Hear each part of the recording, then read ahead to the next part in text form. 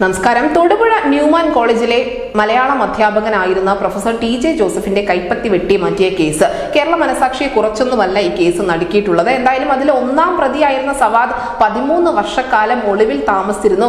അങ്ങനെ ഏറ്റവും ഒടുവിൽ ഒരു വലിയ ക്ലൈമാക്സ് എന്നോണം ആ 13 വർഷത്തെ തിരച്ചിലിനൊടുവിൽ സവാദിനെ കേരളത്തിൽ നിന്ന് തന്നെ ദേശീയ രഹസ്യാന്വേഷണ ഏജൻസി പിടികൂടുകയും ചെയ്യുന്നു. തീർച്ചയായും ഇത് ഉണ്ടാക്കിയിരിക്കുന്ന ഒരു ഞെട്ടൽ കുറച്ചൊന്നുമല്ല, പ്രത്യേകിച്ചും കേരള പോലീസിന്. കാരണം കേരള പോലീസിന്റെ ഒരു ഇടപെടലും ഇല്ലാതെ തന്നെയാണ് ഈ NIA നേതൃത്വത്തിൽ ഇന്നലെ ഒരു അറസ്റ്റ് നടന്നത്.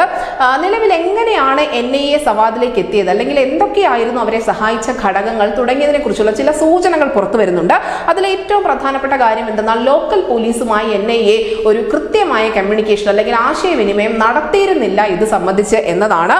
അടുത്തതായി 6 മാസത്തോളമായി സവാദ് NIA നിരീക്ഷണത്തിൽ തന്നെ ഉണ്ടായിരുന്നു. ഇവർക്ക് വരുന്ന ഫോൺ കോളുകൾ അല്ലെങ്കിൽ ആരൊക്കെയുമായാണ് സവാദ് ബന്ധം പുലർത്തുന്നത് തുടങ്ങിയ കാര്യങ്ങളൊക്കെയും ദേശീയ രഹസ്യാന്വേഷണ ഏജൻസി കൃത്യമായി തന്നെ നിരീക്ഷിക്കുന്നുണ്ടായിരുന്നു. നമുക്കറിയാം, പഴയ കാലമല്ല. ഒരാളെ അറസ്റ്റ് ചെയ്യണമെങ്കിൽ അല്ലെങ്കിൽ ഒരാൾക്കെതിരെ ഒരു കുറ്റം ആരോപിക്കണമെങ്കിൽ പോലും കൃത്യമായ തെളിവുകൾ ഉണ്ടായിരിക്കണം. ഇല്ലെങ്കിൽ അത് തീർച്ചയായും NIAക്ക് തന്നെ തിരിച്ചടിയാവും എന്ന കാര്യത്തിൽ യാതൊരു തർക്കവുമില്ല. അതുകൊണ്ട് തന്നെയാണ് ഇത്തരത്തിൽ അന്വേഷണ ഏജൻസികൾ പലപ്പോഴും എല്ലാ പഴുതുകളും അടച്ച ശേഷം മാത്രം ഒടുവിൽ ഒരു വലിയ ക്ലൈമാക്സ് എന്ന നിലയ്ക്ക് പ്രതിയിലേക്ക് എത്തിച്ചേരാറുള്ളത്. NIA ചില ഉദ്യോഗസ്ഥർ ഇതിൽ സ്വീകരിച്ച ചില തന്ത്രങ്ങളെ കുറിച്ചും ചില പരാമർശങ്ങൾ പുറത്തു വരുന്നുണ്ട്. അതായത് NIA ഉദ്യോഗസ്ഥർ പല വേഷത്തിൽ ഈ ഏരിയയിൽ ഉണ്ടായിരുന്നു എന്നും NIAയിൽ നിന്ന് തന്നെ റിട്ടയർഡ് ചെയ്ത ചില ഉദ്യോഗസ്ഥരാണ് നിർണായക വിവരങ്ങൾ സവാദിനെ പറ്റി കൈമാറിയതെന്നും പറയപ്പെടുന്നുണ്ട്. അതിനോടൊപ്പം തന്നെ സവാദിന്റെ രണ്ടാമത്തെ കുഞ്ഞിന്റെ ബർത്ത് സർട്ടിഫിക്കറ്റിൽ, ആ കുട്ടിയുടെ ജനന സർട്ടിഫിക്കറ്റിൽ ഉപയോഗിച്ചിരിക്കുന്ന പേര് ഷാജഹാൻ എന്ന കള്ളപ്പേരല്ല, മറിച്ച് സവാദ് എന്ന പേര് തന്നെ ആയിരുന്നു എന്നും പറയപ്പെടുന്നുണ്ട്.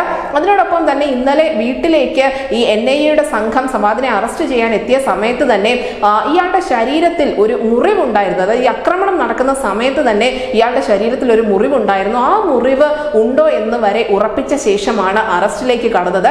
ഇത് പോലീസ് നേതൃത്വത്തെ അറിയിക്കുന്നതിന് മുൻപ് തന്നെ NIA മാധ്യമങ്ങളിലേക്ക് റിപ്പോർട്ട് കൊടുക്കുകയും ചെയ്തു. ഫോട്ടോ സഹിതം അല്ലെങ്കിൽ അതിന്റെ വിഷ്വൽസ് സഹിതം മാധ്യമങ്ങൾക്ക് ഇത് കൈമാറുകയും ചെയ്തു, ഈ വിവരം കൈമാറുകയും ചെയ്തു എന്നുള്ള ഒരു കാര്യം കൂടി പുറത്തു വരുന്നുണ്ട്. നമുക്കറിയാം, ഇതിനു മുൻപ് പോപ്പുലർ ഫ്രണ്ടിന്റെ ഈരാറ്റുപേട്ടയിൽ നടന്ന ഒരു ഓപ്പറേഷൻ ആയിക്കോട്ടെ, അല്ലെങ്കിൽ എലത്തൂരിലെ ട്രെയിൻ തീവെപ്പ് കേസ് ആയിക്കോട്ടെ, ഈ സമയത്തൊക്കെയും കേരള പോലീസിന് വിവരങ്ങൾ നൽകുന്നതിന് മുൻപ് തന്നെ മാധ്യമങ്ങളിലൂടെ ഈ പ്രതികളുടെ അല്ലെങ്കിൽ ഇത്തരത്തിലുള്ള ഈ അന്വേഷണത്തിന്റെ നീക്കത്തിന്റെയൊക്കെ വിവരങ്ങൾ NIA മാധ്യമങ്ങൾക്ക് നേരിട്ട് നൽകാറുണ്ട്.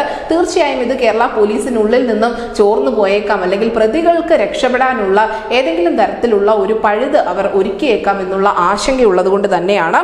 അതുകൊണ്ട് തന്നെയാണ് ലോക്കൽ പോലീസിനെ ഈ ഒരു കേസിൽ അധികം ഇടപെടുത്താത്തത്, അല്ലെങ്കിൽ ഒരു വിവരം പോലും, ഒരു ഇൻഫോർമർ ആയോ അല്ലെങ്കിൽ ഒരു സോഴ്സ് ആയോ പോലും കേരള പോലീസിനെ NIA ഉപയോഗിക്കാത്തത് എന്നുകൂടി പറയപ്പെടുന്നുണ്ട്. എന്തായാലും വലിയ ഒരു അപ്രതീക്ഷിതമായ നീക്കം തന്നെയാണ് ഇന്നലെ മട്ടന്നൂരിൽ NIA ഭാഗത്ത് നിന്നും ഉണ്ടായത്. ആരും പ്രതീക്ഷിക്കാത്ത ഒരു സമയത്ത്, എല്ലാവരും ഇതിനെക്കുറിച്ചുള്ള ചർച്ചകൾ പോലും നിർത്തിവെച്ചിരുന്ന സമയത്താണ് കൃത്യമായും NIA ഈ കേസിൽ ഇടപെട്ടിരിക്കുന്നത്. വരും ദിവസങ്ങളിൽ ആരൊക്കെയായിരുന്നു ഇതിന് ഗ്രൗണ്ട് സപ്പോർട്ട് ഒരുക്കി കൊടുത്തത് എന്നതടക്കമുള്ള വിവരങ്ങൾ പുറത്തു വരുമെന്ന് തന്നെയാണ് പ്രതീക്ഷിക്കുന്നത്. നമുക്കറിയാം, നിലവിൽ ഇതിനോടകം തന്നെ മട്ടന്നൂരിലും കണ്ണൂരിലുമുള്ള ചില SDP പ്രവർത്തകർ കൂട്ടപ്പലായനം ആരംഭിച്ചു എന്ന തരത്തിലുള്ള വാർത്തകളുമൊക്കെ പുറത്തു വന്നിരുന്നു. അതുകൊണ്ട് തന്നെ സവാദ് ഒളിവിൽ കഴിഞ്ഞത് കൃത്യമായ പിന്തുണയോടെ, പിൻബലത്തോടു കൂടിയാണ് എന്ന കാര്യത്തിൽ ഒരു തർക്കവുമില്ല. അതിൽ NIA സഞ്ചരിച്ച വഴികളെ കുറിച്ചുള്ള ചില കൗതുകകരമായ കാര്യങ്ങളാണ് ഈ മണിക്കൂറുകളിൽ പുറത്തു വന്നുകൊണ്ടിരിക്കുന്നത്. News desk Malayalam.